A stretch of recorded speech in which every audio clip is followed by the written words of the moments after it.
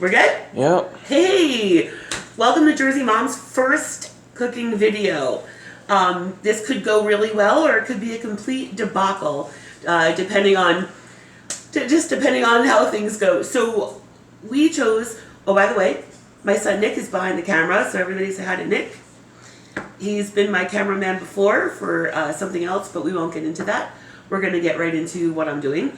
We chose my Crockpot Marinara recipe for our first video, simply because it makes a lot, it's super easy, it freezes well, and you can do a ton of different meals from this one recipe. So that's where we decided to start. Because we have limited editing capabilities, for now, I kind of preset everything to show you guys. So let's just get started. If you don't mind using your good old crock pot, here, let's get that out of the way. My good old crock, it's on, so it was a little hot. The marinara recipe is so easy. It's about 15-20 minutes prep, and you leave it cook low and slow all day. So you're not standing over the stove, and you're not mixing and blah blah. So we start with, you can use fresh tomatoes. If y'all are into cooking tomatoes and peeling them, be my guest. Knock yourselves out. I prefer canned diced tomatoes. Depending on how much you want to make, if you want to fill your crock pot, I recommend 3 or 4 large cans. So I already have some here. You can use a blender or your food processor. What is in here right now is 2 cans of diced tomatoes, a pepper. So we're going to use this pepper because we want at least 2 fresh peppers. My other half of onion is already in there. We'll throw that in. And I didn't add the garlic into this one. So I'm going to plop 2 huge garlic cloves. If you don't have the giant garlic, you can certainly use 4 regular garlic cloves. The hit puree, I'm not going to do it you guys on camera because, like I said, our editing capabilities are null and void right now. So it's really loud. So we're not going to put that on camera. What's that? Oh, thank you. Okay, well, just in case. To that, we will add our canned diced tomatoes. You can totally rough cut your peppers and your onions because you're going to puree the crap out of this and it's not going to matter. So we'll just pop that on. Like I said, when you hit puree, this is kind of what you guys end up with. Da, da, da. This is already 2 cans, 1 pepper, and half my onion. And pour it right into your crock pot.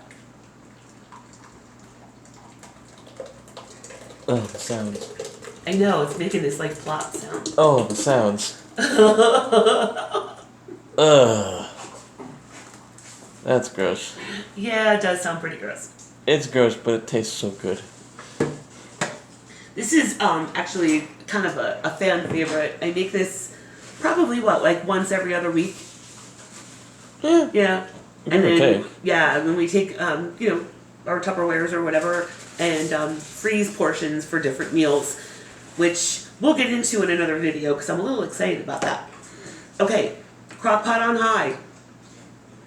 Pour your mixture in there. Like I said, I'm not going to do this on camera, but I will put this on because this is actually the rest, oh, for the love of God, the rest of my recipe.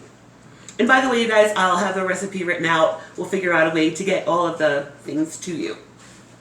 To this, let's move this. Hey, Nick, I'm going to slide this over because people want to see the food and not really me. Nobody wants to see a mother on camera. Ow, son of a beeswax. You just said it was hot. Crock pot's on high. Okay, so if you can kind of see, it's already like beautiful and pretty, and there's no textural issues. Everything is pureed. You're not going to have big chunks of stuff. If you like that, by all means, keep it chunky. But like I said, this is a marinara. Puree it half the time instead of... Right. Or just, hit it, pulse it a couple of times. This is a marinara recipe, and it's going to be used in other recipes. So I like it nice and thick and smooth. To our fresh veggies, we only add a few things. You guys, this is so stinking easy. So we're gonna do, we're gonna do about a half a cup of grated Parmesan cheese. If you want to use fresh Parmesan, grate it yourself. That's awesome. I don't have any. We're gonna use the stuff in the plastic can for today. I know it seems like a lot, but it's going to help the sauce thicken a little bit, and the cheese gives it the salty element, so you don't have to add salt. And that's huge for me, because I am not a big, huge add salt kind of person. Only a few more things go in.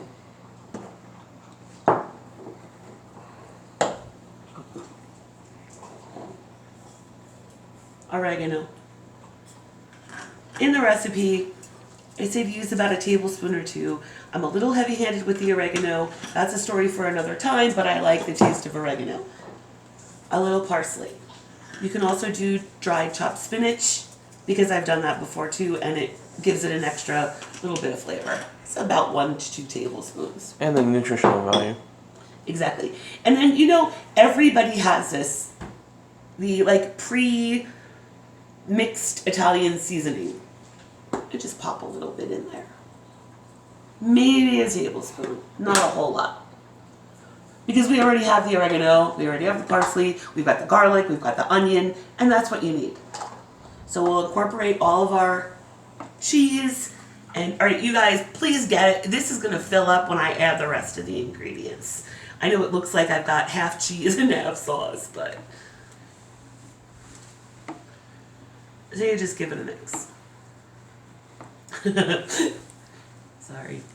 I just cracked myself up. I'm not sure why. Someone has to. Right? Nick's like, you're not funny, Mom. You're the only person who thinks so. Okay. Imagine this full, because it's going to be. Now, tomato paste is the only... oh, sugar. You're going to want about a half a cup of sugar. Not even. Probably a 1/3 cup of sugar. My little redneck sugar bowl. It's an old Chinese food container.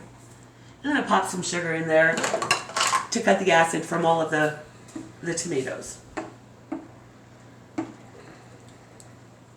Only other thing that goes in. So that was really cool, right? Okay. So we've got diced tomatoes. We've got fresh garlic. Sweet onion, you guys, really, sweet onion. Otherwise, it's going to taste like onion sauce, and you don't want that. That's a whole other video, onion sauce. What the hell was I saying? Oh, 2 bell peppers, 1 small sweet onion, your diced tomatoes, a little sugar, a little oregano, a little parsley, some Parmesan cheese, some Italian seasoning. The only other thing that's going in it is tomato paste to thicken it up. And you can use 2 small cans or 1 large can. So we'll pop that open and put this in. Just a little quick tip. You might want to wait until, I didn't, because I don't want you guys to have to sit on this video for like a half an hour listening to me babble about marinara.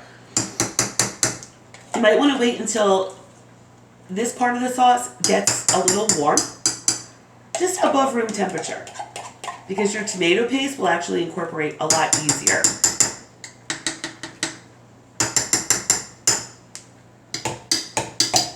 Oh, okay, sorry. No, all right. Absolutely not. All right. I don't know, for a minute there I was a little musical. No. No. Okay, and like I said, once this is warm, your tomato paste will incorporate a little bit easier, and it'll stay less gunky, and it'll be all like beautiful and wonderful. Couple of quick things before I let you guys go. Any color bell pepper will do. If you choose, sorry, I got something in my eyeball now. Yeah, it was literally like tomato paste in my eyeball. Nice. Anyway, if you use, Nick's shaking his head. He's like, oh my God, Mom, we're already a disaster. No, we're not. We're not. We're good. We're good. All green peppers, when you put it through, if you use just the peppers and onions and you put it through the blender or your food processor, even with the tomatoes, sometimes it gets like a funky brown color. Remember, green and red make brown. don't freak out, because your ratios, you have way more tomato. It's gonna be way more red when you incorporate all of the ingredients. So if you only use green peppers and your mixture gets a little brown, you're all good. You're all good. Just make sure you stir it into your nice red tomatoes. All right, you guys, seriously, I'm gonna fill this up, and this is actually going to, and I have a family of 3 adults. We're serious eaters in this family, right? Yeah. I mean, you know, if you think, you know, it's just, take a look. I'm just like an example, but whole family's big eaters.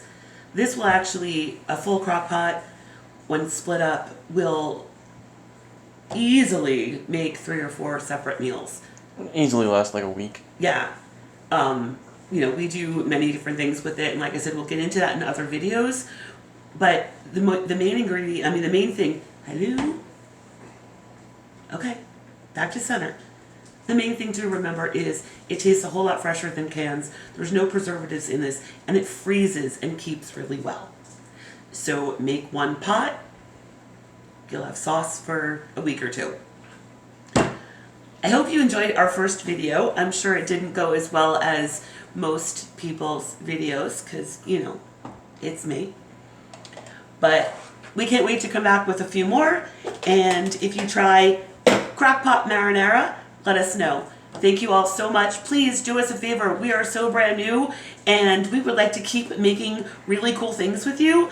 So if you want to see more videos, please, please, please subscribe. This is a brand new channel, and we need all the help we can get. So for now, this is the Jersey Mom. Be blessed.